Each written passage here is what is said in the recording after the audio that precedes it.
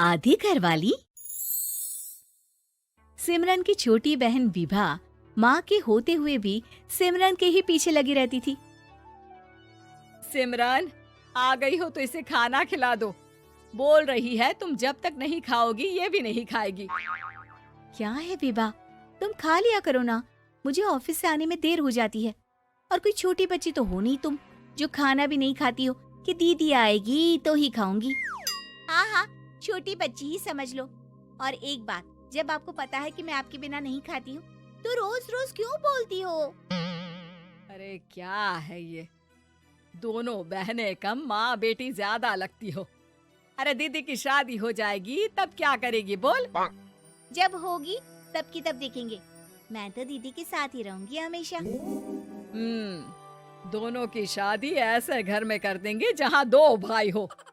खैर, मामला आया गया हो जाता है। एक दिन सिमरन के पापा जब घर आते हैं, तुम लोगों के लिए अच्छी खबर है। वर्मा जी है ना मेरे दोस्त, उन्होंने सिमरन बेटी के लिए रिश्ता बताया है। बहुत अच्छा लड़का है, सिमरन को भी पसंद कर लिया है और कल वो लोग आ रहे हैं सिमरन को देखने अपने घर। सिद्धांत अपने माता पिता के साथ सिमरन को देखने आता है। उसे सिमरन अच्छी लगती है और शादी तय हो जाती है। सिद्धांत की माँ कहती है, अब तो हम लोग ले जाएंगे जल्द ही अपनी सिमरन को यहाँ से। अरे हाँ हाँ, क्यों नहीं, आपकी ही है अब तो हमारी बेटी। दूर खड़ी विभा सब सुन रही होती है। अब तो दीदी की शादी हो जाएगी, फिर तो वो चली जाएंगी। दीदी के बिना मैं कैसे रहूंगी? कुछ न कुछ तो करना ही होगा जिससे दीदी की शादी ही ना हो। सभी के जाने के बाद क्या शादी के बाद दीदी हम लोगों के साथ नहीं रहेंगी? अरे नहीं तो फिर क्यों रहेगी, शादी हो जाएगी तो अपने घर चली जाएगी ना। तो मैं भी जाऊंगी उनके साथ, मेरा भी सामान पैक कर देना। अरे कैसे बात कर रही हो विभा, दीदी के ससुराल छोटी बहन नहीं जाती। हाँ, कभी कभी जाकर मिलाना और रोज फोन पर भी बात कर लेना, ठीक है? नहीं पापा, आप तो जानते हैं मैं दीदी के बिना खाना भी नहीं खाती, ना ही मुझे उनके बिना नींद आती है। सिमरन बहन की बात सुनकर इमोशनल हो जाती है। अगले दिन से विभा खाना खाना छोड़ देती है। लोगों के लाख समझाने के बाद भी विभा ना खाती है ना ही सोती है। अंत में हार मानकर सिमरन सिद्धांत से मिलती है। सिद्धांत, मेरे मम्मी पापा ने बचपन से ही विभा और मुझे साथ रखा। वो मुझसे बहुत जुड़ी है। मुझे उसकी टेंशन रहेगी शादी के बाद, क्योंकि वो मेरे बिना नहीं रह सकती है। अरे ये तो छोटी सी बात है, वो हम लोगों के साथ हमारे घर में रह सकती है।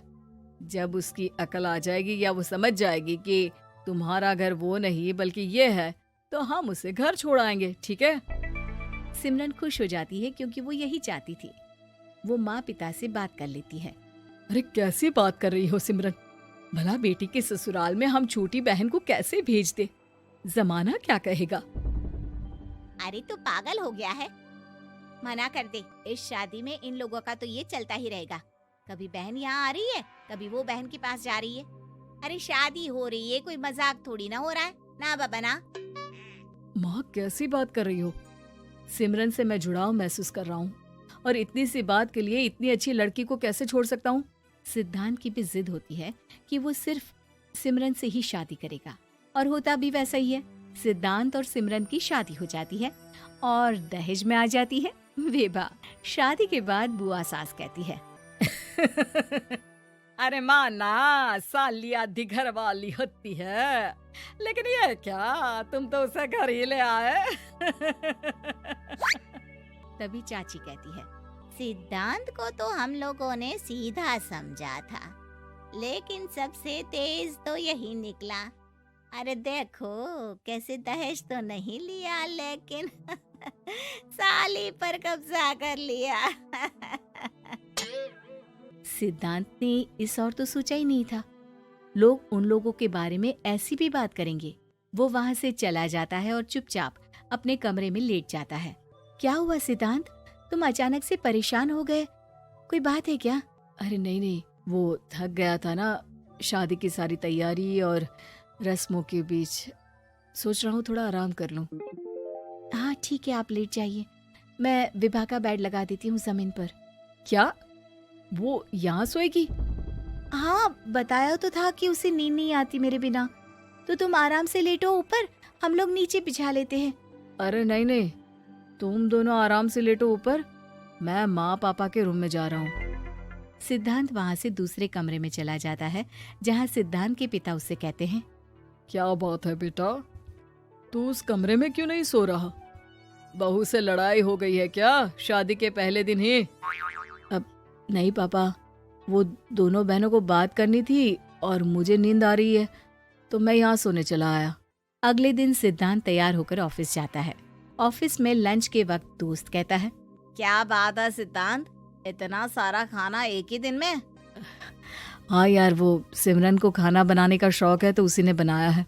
यार हम लोगों की तो सिर्फ एक ही बीवी है, इसकी तो दो दो है ना। सिद्धांत को गुस्सा आ जाता है। कैसी बात कर रहा है तू? अरे तू तो भाग्यशाली है जो बीवी के साथ साथ साली भी आ गई। अरे साली लोगों की तो आधी घरवाली होती है, तुझे तो पूरी की पूरी मिल गई। सिद्धांत का पारा अब 7वें आसमान में पहुंच जाता है। वो खड़ा होकर उस लड़के से लड़ने लगता है। हाँ, मेरी शादी में मेरी बीवी के साथ मेरी साली भी आई है, ये सच है, लेकिन सिर्फ कुछ समय के लिए, क्योंकि उसने सिमरन को बचपन से ही माँ की तरह देखा और यूं अचानक वो सिमरन से अलग नहीं रह सकती थी। इसलिए सोचो, अगर मेरी बीवी उसके लिए माँ का स्थान रखती है तो मेरा दर्जा क्या हुआ? तभी वहाँ बॉस आ जाता है। माफ करना सिद्धांत, यहाँ इस मेंटल लेवल के लोग हैं। जरूरी नहीं साली सिर्फ आधी घरवाली ही हो, कभी वो छोटी बहन तो कभी बेटी भी होती है। वेल डन सिद्धांत। सिद्धांत को अब ऑफिस में कोई कुछ नहीं कहता, लेकिन आस पड़ोस का वो तो वही हाल रहता है। सिद्धांत ऑफिस से घर की ओर आ रहा होता है कि रास्ते में उसे अपनी कॉलोनी का दोस्त मिल जाता है। क्या बात है, चेहरे की चमक बता रही है, शादी से बड़ा खुश है तू, क्यों? हाँ यार, अच्छी लड़की और अच्छा परिवार मिलना कहाँ होता है जल्दी आजकल। यार हमें भी दिला देना ऐसा परिवार जहाँ एक के साथ एक फ्री की स्कीम चल रही हो। सिद्धांत को फिर गुस्सा आ जाता है। वो दोस्त को मारने के लिए हाथ उठाता ही है कि वहाँ विभा आ जाती है। अरे जीजू, रहने दीजिए ना, ये लोग नहीं समझेंगे कि इंसानियत क्या होती है। ये सच है कि दीदी से कैसे दूर रहना, ये मुझे पता नहीं था। आपने मुझे दीदी के पास रहने का मौका देकर ये समझने का मौका दिया कि लड़की का असली घर उसका ससुराल होता है। मैं समझ चुकी हूँ, मैं जा रही हूँ जीजू, लेकिन मैं खुश हूँ कि आपने मुझे अपनी छोटी बहन समझा। सभी उन लोगों को देखकर ताली बजाने लगते हैं। विभा अपने घर चली जाती है और सिद्धांत खुशी खुशी सिमरन के साथ रहने लगता है। मेकअप की दुकान सास। निर्मला को मेकअप का बहुत शौक है, बल्कि शौक ही नहीं, निर्मला मेकअप एडिक्टेड है। उसके लिए हर दिन मेकअप कर तैयार रहना बहुत जरूरी है। ओ पति परमेश्वर, मेरा फेस पाउडर कहाँ है? कहीं अपनी भेड़ी शक्ल ठीक करने तो नहीं ले गए? मतलब उस पाउडर से सब यही करते हैं? हैं? मतलब क्या है तुम्हारा? मुझे भेड़ी शक्ल की बोलते हो? अरे ये तो तुम ही बोल रही हो, मैंने तो पाउडर के लिए बोला था। हाँ हाँ, सब जानती हूँ, मेरी सुंदरता से किलसते हो तुम। उसे मेकअप बोलते हैं। अरे कभी उसके बिना बाहर निकल कर देखो, खुद का बेटा तक पहचानने से मना कर देगा। निर्मला भड़कते हुए आगे कुछ बोलने ही वाली होती है कि तभी उसकी बहू माला कमरे में आ जाती है। अरे नहीं नहीं नहीं नहीं, गुस्सा नहीं मम्मी जी, गुस्से से मेकअप की ऐसी तैसी हो जाएगी, चेहरे पर झुर्रियां पड़ेंगी सो अलग। हाँ सही बोल रही हो, मुझे ना इस बेवकूफ इंसान पर ध्यान ही नहीं देना चाहिए। ये वैसे भी मेरी खूबसूरत और जवान स्किन से किलसते हैं। अरे वाह, मेरी बूढ़ी घोड़ी और लाल लगाम, लगे रहो। ऐसा बोलकर रमेश हंसते हुए कमरे से बाहर चला जाता है, जहां उसे जतीन हॉल में बैठा मिलता है। पापा, आप क्यों सुबह से ही मम्मी की टांग खिंचाई में लग जाते हैं?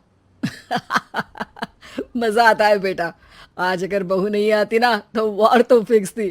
वैसे तुम यहाँ बैठे क्या गप्पे लड़ा रहे हो, ऑफिस नहीं जाना? ये कहकर रमेश ऑफिस चला जाता है और निर्मला अपना मेकअप पूरा कर सहेलियों से मिलने निकल जाती है। जहां से वो कुछ घंटों बाद घर वापस आती है तो माला उससे कहती है, मम्मी जी मुझे करवा चौथ के लिए कुछ शॉपिंग करनी है। क्या आप मेरे साथ मार्केट चलेंगी? अरे ये तो मैं भूल ही गई थी।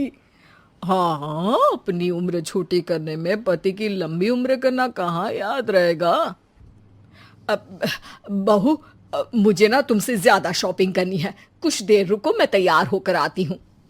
अरे सुबह से सजी धजी घूम रही हो, इसमें भी मार्केट जाने के लिए अलग से क्या तैयार होगी? अरे वो फ्रेंड्स के साथ किटी पार्टी वाला मेकअप था। मार्केट जाने के लिए अलग तैयार होना पड़ता है, तुम नहीं समझोगे। जी ठीक है मम्मी जी, पर थोड़ा जल्दी करना वरना मार्केट बंद हो जाएगी। निर्मला तैयार होने चली जाती है और माला उसका इंतजार करने लगती है। इस बात को पूरा 1 घंटा बीत जाता है, लेकिन निर्मला कमरे से बाहर नहीं निकल कर आती। मम्मी जी बहुत लेट हो गया है, प्लीज जल्दी आइए ना। अरे आ रही हूँ, कोई शांति से तैयार भी नहीं होने देता। ये कहते हुए जैसे ही निर्मला कमरे से बाहर निकलती है तो माला और रमेश उसे देखकर हैरान रह जाते हैं। अरे सिर्फ मार्केट जाने के लिए कपड़े, हेयर स्टाइल, मेकअप सब बदल दिया। अरे आखिर ऐसा कौन करता है? मैं करती हूँ जी। अगर आपके अंदर कोई फैशन सेंस नहीं है ना तो इसमें मैं क्या कर सकती हूँ। आप दोनों इसे बाद में कंटिन्यू कर लेना, अभी बहुत लेट हो रहा है, प्लीज चले। मार्केट पहुंचते ही निर्मला मेकअप की दुकान पर चढ़ जाती है और एक के बाद एक सामान देखने लगती है। मम्मी जी प्लीज थोड़ा जल्दी कीजिए, मुझे साड़ी खरीदनी है, दुकान बंद हो जाएगी। माला बार बार निर्मला को यही बोलती रहती है, लेकिन वो तो उसकी एक भी नहीं सुनती और देखते ही देखते मार्केट की सब दुकानें बंद हो जाती है। चलो मेरी शॉपिंग तो हो गई। अरे तुम्हें कुछ नहीं खरीदना? बहुत जल्दी याद आया आपको। अब इस मेकअप को लेकर ही घर चलो, मैं कल अकेले आकर खरीद लूंगी। दोनों निर्मला के मेकअप का सामान लेकर घर वापस आ जाती हैं। उन्हीं के साथ साथ जतिन भी घर पहुंच जाता है। अब निर्मला तो अपना मेकअप लेकर कमरे में चली जाती है, लेकिन माला उदास होकर वहीं बैठ जाती है। अरे शॉपिंग से वापस आई औरत को ऐसे उदास बैठे तो पहली बार देख रहा हूँ। क्या हुआ डार्लिंग? माला उन्हें मार्केट में हुई सारी बात बताती है। अब ये ज्यादा हो गया है। मतलब अपने मेकअप के आगे इस औरत को कुछ नहीं दिखता, कोई नहीं दिखता। इसका बस चले तो किसी के मातम पर भी लाली लिपस्टिक लगाए बिना ना जाए। इसका तो कुछ करना पड़ेगा। इतने सालों में तो कुछ नहीं कर पाए, अब क्या करेंगे? अरे साथ दो और देखते जाओ।